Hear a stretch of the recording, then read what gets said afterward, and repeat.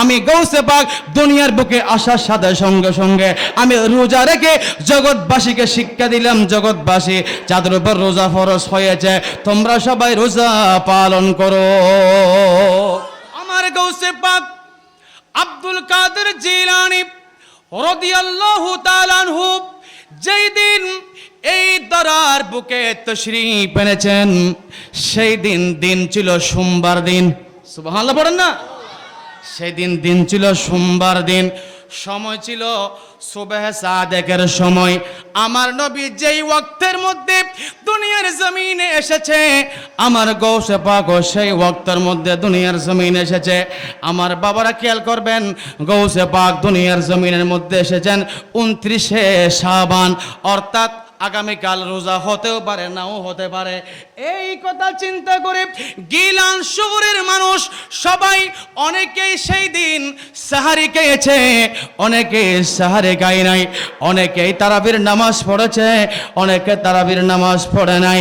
সবাই সেই দিন গৌসে পাক আগমনের রাতে অনেকে রোজা রেখেছে, অনেকে রোজা রাখে নাই, কেননা সেই দিন চাঁদ দেখা যায় নাই। সেই জন্য সেই দিন যারা রোজা রেখেছে, যারা রোজা রাখতে পারে নাই, সবাই একটা দ্বিধা দ্বন্দ্বের মধ্যে ছিল।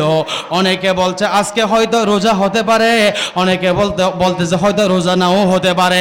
কিন্তু দেখা গেল আমার গৌসে পাক আব্দুল কাদের জিলানী রাদিয়াল্লাহু তাআলা আনহু যে সময় দুনিয়ার বুকের মধ্যে তশরীফ এনেছেন, আমার গৌসে পাক দেখা গেল দুনিয়ার বুকে এসে গৌসে পাকের কোনো কান্নাকাটি নাই, গৌসে পাকের দুধ খাওয়ার কোনো মিনতি নাই।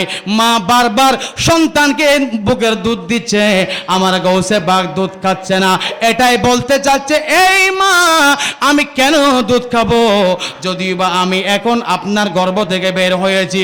ও মা তুমি কি জানো না আজকে হচ্ছে পহেলা রমজান? আরো বড় করে বলেন না সুবহানাল্লাহ। আজকে পহেলা রমজান, ছোট্ট বাচ্চা বুকের দুধ পান করতেছে না, সবাই টেনশন করতেছে কি হলো কি হলো কি হলো। ছোট মাত্র বাচ্চা এই মাত্র জন্মগ্রহণ করেছে, এই মাত্র দুনিয়ার জমিনে এসেছে, কিন্তু দেখা গেল সন্তান দুধ খাচ্ছে না। সবাই টেনশনের মধ্যে পড়ে গেল, সবাই টেনশনের মধ্যে পড়ে গেল। এখন দেখা গেল সারাদিন সকাল হয়ে গেল দুধ খাই নাই, দুপুর হয়ে গেল দুধ খাচ্ছে না, বিকাল হয়ে গেল দুধ খাচ্ছে না।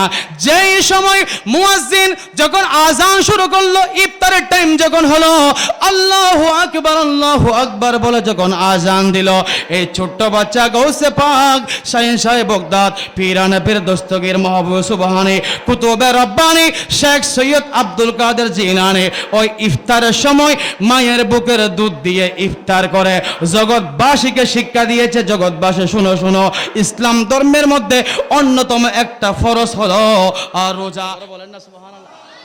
অথচ গৌসে পাকের উপর রোজা ফরজ হয় নাই, মাসুমের উপর কি নাই রোজা ফরজ নাই। কিন্তু গৌসে পাক ঠিক একই সময়ে কিন্তু দুনিয়ার বুকে জন্মগ্রহণ করে এটাই প্রমাণ করেছে।